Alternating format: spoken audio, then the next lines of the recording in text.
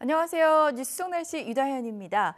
지난달 말 낮 기온이 30도가 넘는 이 때이른 더위가 찾아왔는데요.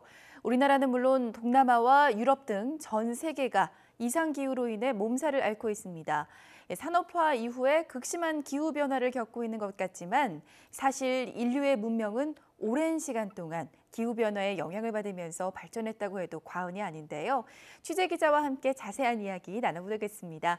YTN 사이언스 양혜영 기자 나와 있습니다. 안녕하세요. 네, 안녕하세요. 네.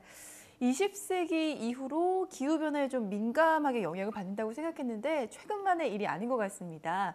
인류 문명의 발달에 있어서 기후변화가 계속 중요한 역할을 했다는 보고서가 발표됐다고요? 네, 그렇습니다. 이 아시아 태평양 경제협력체 에이펙이죠. 이 에이펙 기후센터가 발표한 이 기후와 문명이라는 보고서입니다. 네. 이 보고서에서는요, 이 기후 변화가 인류에 어떤 영향을 미치고 또 어떻게 대응해 왔는지를 이야기하고 있는데요.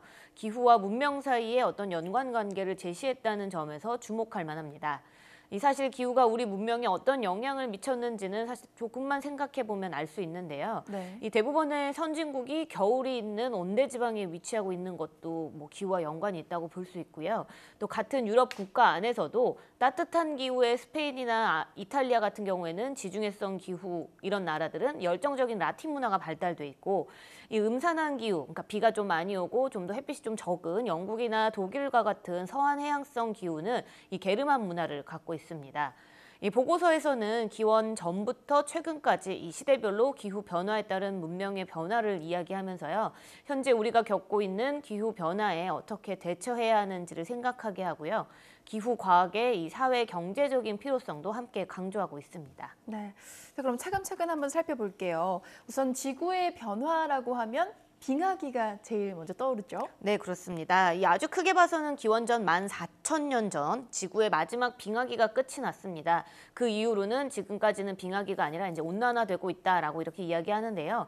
이 마지막 빙하기 때에는 이 유럽과 북미 대륙 북반구는 이 거대한 얼음판으로 뒤덮여 있었고요. 네. 지금 일본이나 영국, 호주 등 지금의 섬나라들은 대륙으로 연결돼 있었습니다. 이 빙하기 당시 지구 평균 기온은 사실 지금보다 5도 정도 낮아서 뭐 생각보다는 별로 안 추운 것 같긴 하지만 이 평균이 낮아지는 게 엄청난 네. 거거든요. 하지만 빙하기가 끝난 뒤 기온이 계속 오르기만 한 것도 아닙니다. 이 기원 전 10,000년 전쯤부터 약 1,000년 동안은 기온이 또 급격하게 낮아지는 시기여서 거의 빙하 시대로 되돌아갔다라고 이야기하는데요. 이때를 영거 드라이 아이스기라고 부르기도 합니다. 이 빙하기 때처럼 추웠다면 인류가 살기는 좀 힘들었을 때 아닌가요? 네, 그렇죠. 아무래도 뭐 날씨가 추우면 네. 뭐 수렵이나 뭐 채취 등 같은 어떤 활동들이 좀 어려워지니까 생활하기 어려워지는데요. 그래서 혹독한 날씨가 찾아왔던 이 영거 드라이 아이스기 때문에 이 농업이 최초로 발생했다라고 이야기를 이제 이 보고서에서도 이야기합니다. 네. 아직까지도 수렵을 하고 있는 아마존의 원주민을 생각을 해보면 사실 주위에 뭐 야생 동식물이 굉장히 풍부하다. 네. 그럼 농업을 굳이 할 필요가 없게 될 텐데요. 하지만 인류는 이 온난화 진행 중 갑자기 찾아왔던 이 영거 드라이 아이스기를 극복하기 위해서 농업을 탄생시켰고요.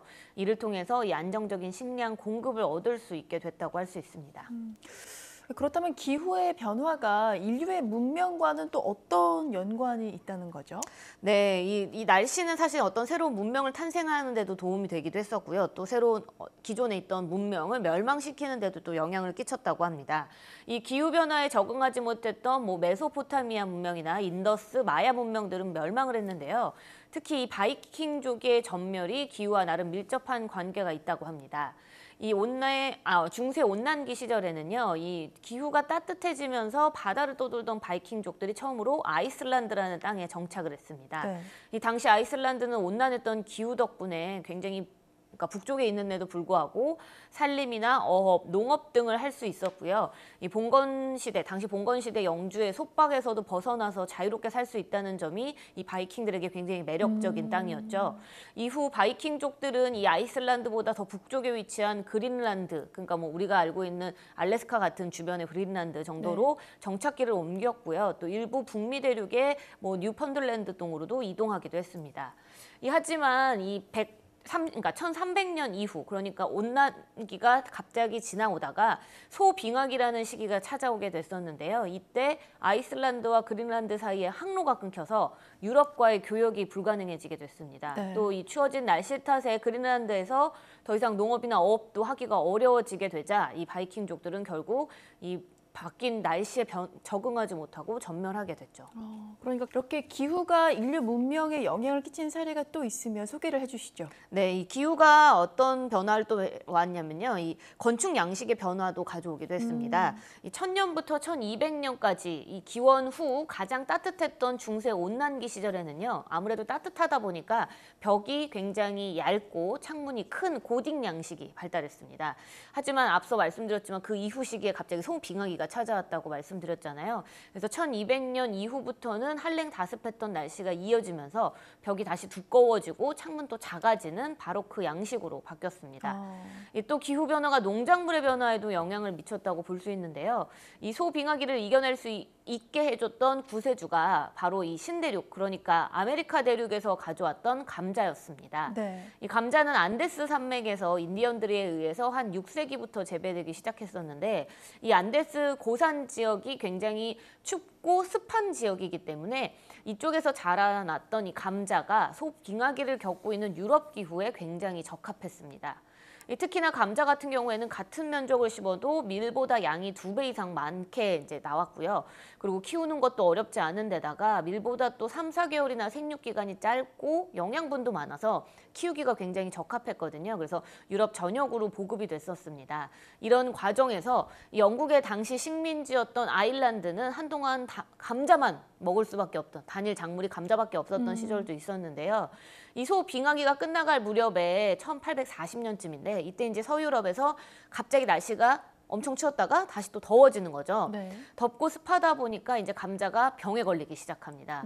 그래서 이제 아일란드에서는 단일 작물인 감자가 뒤바뀐 날씨를 버티지 못하고 전염병에 걸려서 그의 감자 농사가 굉장히 다 망하게 되면서 대흉작이 됐습니다. 이 감자 대기근으로 결국 아일란드에서는 약 100만 명이 굶어 죽는 일까지 생겼고요. 배고픔을 참지 못했던 아일랜드인들이 고향을 버리고 미국으로 이민을 가기도 했습니다. 네, 소빙하기 시기에 많은 일이 일어났는데요. 네. 그런데 지구 온난화로 계속 온도가 올라가기 전에 소빙하기 시기가 있었다고 했는데 왜 소빙하기 시대가 갑자기 찾아오게 된 거죠? 네, 그 이유를 조금 살펴보면요. 그 당시 소빙하기가 1600년부터 한 1800년 정도까지, 1900년까지 이어지는 시기를 소빙하기라고 부르는데 이 소빙하기 중에서도 절정을 이르렀을 때가 1816년, 이른바 여름이 사라진 해라고 부르고 있습니다. 이 같은 이상기온이 나타났던 건 이전 해였던 1815년에 발생했던 인도네시아 탐보라 화산 폭발 때문인데요. 이 탐보라 화산은 열흘 가까이 분출이 됐었는데 가장 심했던 사흘 동안은 뭐 주변 지역이 완전히 어두운 상태여서 보기 어려울 정도였다고 합니다. 네. 이 화산 폭발로 생겨나는 이 화산재들은 이제 공기 중에 가득 차게 되면 태양 열을 차단시키기 때문에 대기 순환도 그리고 또 대기의 어떤 그 과정들도 굉장히 막아내면서 열 전달이 굉장히 감소됩니다. 그러다 보니 이제 온도가 갑자기 떨어지게 되고요. 그 다음 해에는 극심한 흉작, 기근 같은 것도 일어나면서 여름이 없어진 해가 그 다음에 이어졌습니다. 또 이 시기에 좀 사실 재밌었던 일이 있는데요. 여름이 없어지고 긴 비가 계속 내리다 보니 1816년 영국의 아주 유명한 작가 5명이 함께 휴가를 보냈던 일이 있었습니다. 그들은 아주 음산한 날씨에 서로 공포 소설을 써서 돌려보면서 시간을 휴가를 보냈대요. 왜 밖에 나가기 어려우니까요.